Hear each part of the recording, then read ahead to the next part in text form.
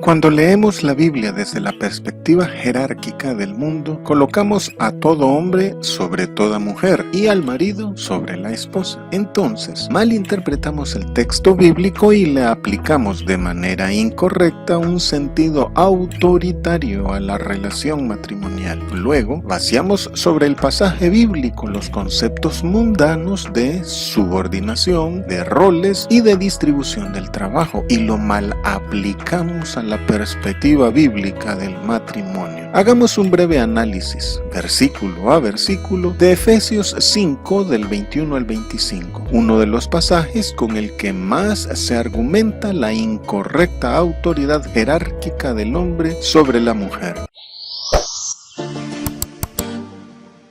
El hombre es responsable ante Dios por su esposa e hijos. Efesios 5:21. Someteos unos a otros en el temor de Dios.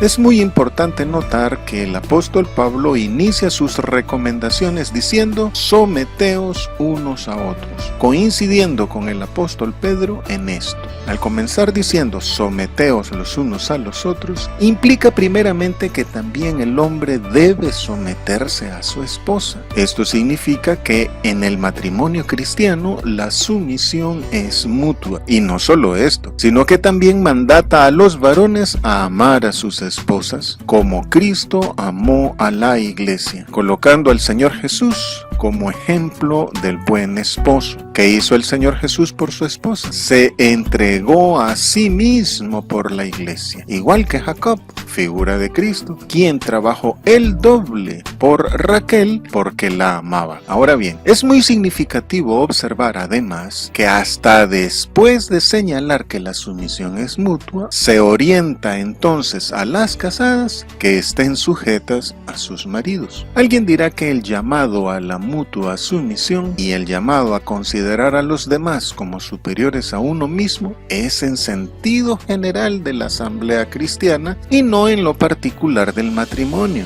Pero ¿acaso los individuos no son parte de la congregación? ¿No son los cónyuges también hermanos en Cristo entre ellos? Por tanto, el varón debe también considerar a su esposa como superior a él mismo. Recordemos que todo comienza por casa. El núcleo de la iglesia es la familia. Efesios 5:22. Las casadas estén sujetas a sus propios maridos como al Señor. Desafortunadamente, los subtítulos de la Reina Valera 1960, que no son parte de los manuscritos originales, separan este versículo del anterior como si estuviera hablando de otro tema. Por esto, en las predicaciones se desvinculan también estos dos versículos, sacando el texto de su contexto sobre la sumisión mutua, y normalmente lo terminan usando en contra de la mujer. Según este versículo, las casadas deben estar sujetas a sus esposos, pero según el versículo anterior, los esposos deben también someterse a sus esposas. ¿Y cómo funciona esto? El matrimonio cristiano debe desenvolverse como lo hace una organización funcional, donde cada integrante de la institución trabaja según sus habilidades, capacidades y destrezas. Este tipo de relación funcional es propia de personas altamente capacitadas trabajando en grupo, siendo cada cual una autoridad en su ramo y siendo coordinados por cualquiera de ellos. Pero el coordinador no ejerce control hegemónico, no centraliza el poder, no da órdenes, no decide por sí mismo. Antes bien, se pone de acuerdo con todos los demás miembros del grupo para tomar una decisión conjunta. En el matrimonio debe ser así. La relación entre los cónyuges debe ser funcional, pues cada cónyuge es especialista en su ramo y cada cual trabaja según sus propias capacidades y destrezas. Por consiguiente, la función que cada cónyuge sabe cumplir en el matrimonio debe ser sin jerarquías lineales, sin unidades de mando, sin centralización y sin intervención de terceros, excepto Cristo Jesús. Hay que liberar la relación matrimonial de las jerarquías para favorecer una comunicación directa y sin interferencias y una visión de trabajo en conjunto, en cooperación y en unidad de objetivos. Efesios 5:23. Porque el marido es cabeza de la mujer, así como Cristo es cabeza de la iglesia, la cual es su cuerpo y él es su Salvador. Según este versículo, dentro del matrimonio cristiano funcional, el varón es el coordinador. Por eso aquí se dice, las casadas estén sujetas a sus propios maridos.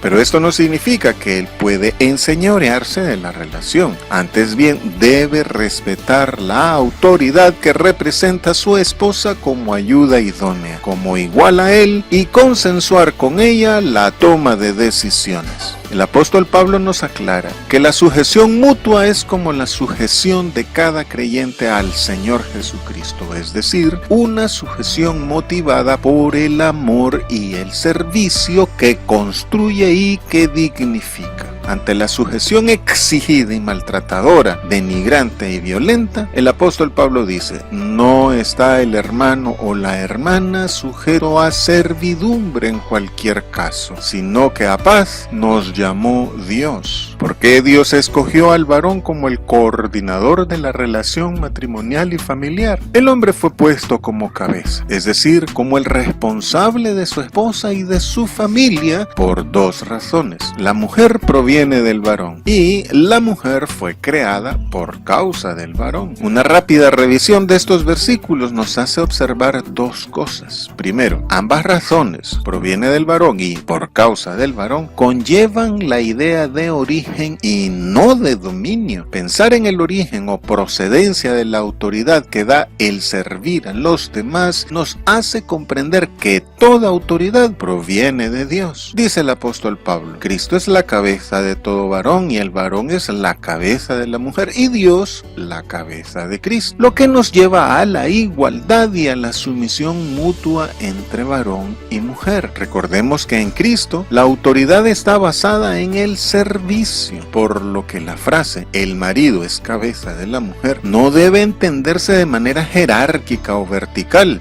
sino horizontal, a razón de origen o procedencia. Segundo, el apóstol Pablo está haciendo referencia a cómo fueron las cosas en el matrimonio antes del pecado en el Edén. El Señor Jesucristo, en su enseñanza sobre el divorcio, también señaló que en el principio no fue así. Y al decir en el principio, se hace referencia a la creación, al modelo primigenio, al plan originario de Dios, el cual el Señor Jesús vino a restaurar. Antes de la caída, al principio no había desigualdad entre el varón y la mujer. Fue por el pecado que Dios advirtió a Eva, ahora tu deseo será para tu marido y él se enseñoreará de ti. Así, observamos que a Adán se le reconoce su enseñoreamiento a partir de la caída en pecado, no antes. Pero, a partir de Cristo Jesús, esto deja de ser así. Y ya no debe ser así, pues, en el Señor, ni el varón es sin la mujer, ni la mujer sin el varón. Esto incluye la abrogación de la estructura jerárquica de dominio subyugante derivada de la desobediencia de Adán y Eva. Observemos que cuando el Señor juzgó la desobediencia en el Edén,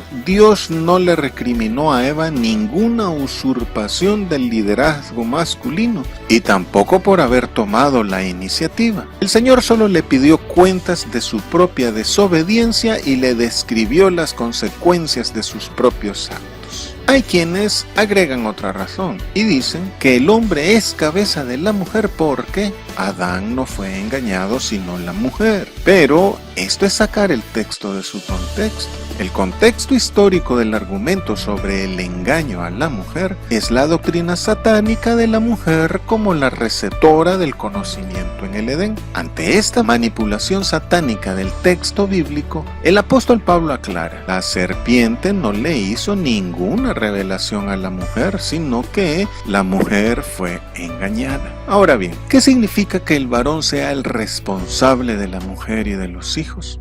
Significa que el hombre debe responder ante Dios por todo cuanto ocurra en su matrimonio y familia. Veamos cómo en el Edén aunque la mujer fue engañada, tras la desobediencia, a quien Dios llamó primero fue a Adán, sin perjuicio de la responsabilidad personal de la mujer. Por tanto, que el hombre sea cabeza de la mujer no está dicho en el sentido de señorío, mando o gobierno, sino que va en la idea de responder por él mismo, por algo y por alguien. En este caso su esposa y sus hijos. Así, al igual que Adán, todo varón es llamado para responder ante Dios, no solo por él mismo, sino también por su esposa y por sus hijos. En la Biblia hay 3 vocablos griegos que se traducen como cabeza y que conllevan significados diferentes. El primero es kefalé, que señala a la cabeza como una de las partes del cuerpo. El segundo es arjé,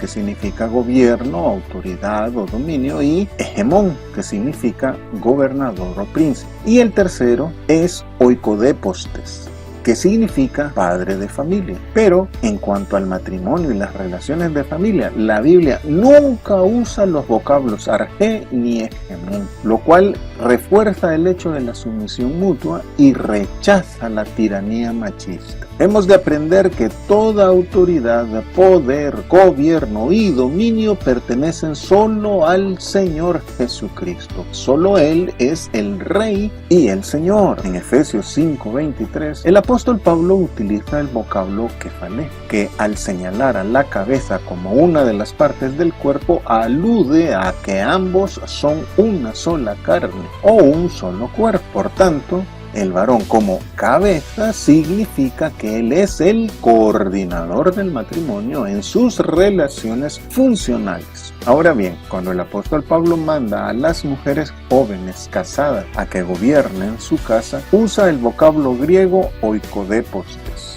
el mismo que es traducido en otros pasajes como padre de familia. Esto evidencia que para el apóstol Pablo el gobierno de una casa no es exclusivo de los hombres, sino que la autoridad es o debe ser compartida entre los cónyuges. Nótese aquí también la relación funcional en la pareja. Es pues que el apóstol Pablo no quita autoridad a la mujer, sino que la da por sentada. Por tanto, la mujer también está dotada de autoridades de parte de Dios, igual a la del varón.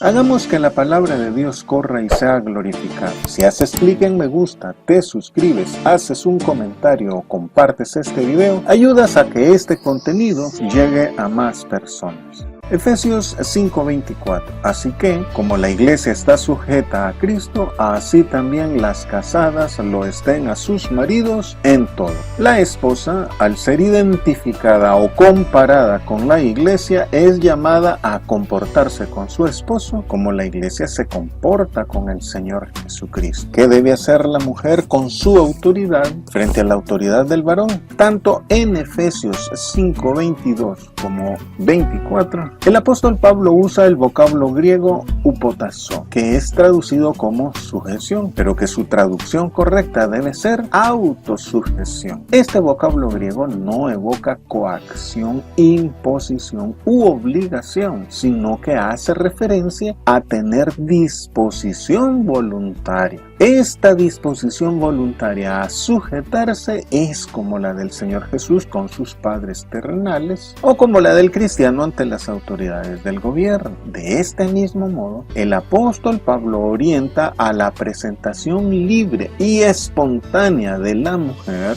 a colaborar con el orden funcional dado por Dios para el matrimonio. El versículo entonces debe leerse así: las casadas estén sujetas voluntariamente a sus propios maridos como al Señor. Toda esposa entonces ha de aceptar libre y espontáneamente a su marido como el coordinador o responsable del trabajo que ambos realizan. Necesita sujetarse a su esposo tal y como lo hace con el Señor Jesús, sin perjuicio de su propia dignidad y capacidad. Por tanto, al sujetarse voluntariamente a su esposo o colaborar con él, la mujer participa participa de la gracia y del reconocimiento del Padre Celestial. Y el marido, al amar a su esposa, reproduce la gracia del amor de Cristo a la iglesia. Así pues, lejos de herir la dignidad femenina, su sujeción la eleva como mujer a símbolo de la iglesia y de la humanidad entera ante Dios y el Señor Jesucristo. Efesios 5:25. Maridos, amad a vuestras mujeres, así como Cristo amó a la iglesia y se entregó a sí mismo por ella. La unión esponsal de Cristo y la iglesia es más que solamente el modelo que los esposos